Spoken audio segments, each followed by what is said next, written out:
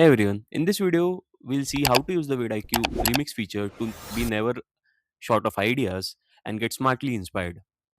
Also, do check out the YouTube Launch Playbook, which is written with pure intent to help YouTube beginners know all the tips and tricks with screenshots and step by step guide to set up and launch your channel the right way and also grow it in a way that is very organic.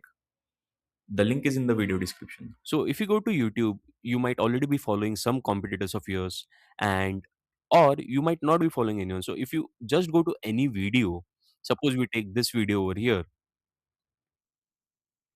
and when you go to any video, you can see this remix button of vidIQ, right? So first things first, you have to have the vidIQ extension installed in your browser so that all the vidIQ options appear on your browser whenever you are on YouTube, right? Once you click on this, now, basis this video from this influencer, which has 2.27 million subscribers and 1 lakh 30 views within the first 15 hours of the video, I have chosen this. And you can see now, vidIQ has suggested these many topics on which you can create a spin off or a similar topic video, right? So you can select either one. This market fall is not over. The US Iran war just escalated. You can select either one and maybe just click on generate. Now, once you click on generate, you get redirected to vidIQ portal, and over here, now it will basically pick up that idea and show you the top related keywords used for that video. You can add any keywords if you think you have already identified a keyword which can be targeted. You can add that and you can click on regenerate. But now here it has generated one the title showing the title score, the video description, the tags which you can use, the thumbnails which you can use, or you can all obviously redo the thumbnail using the thumbnail builder feature.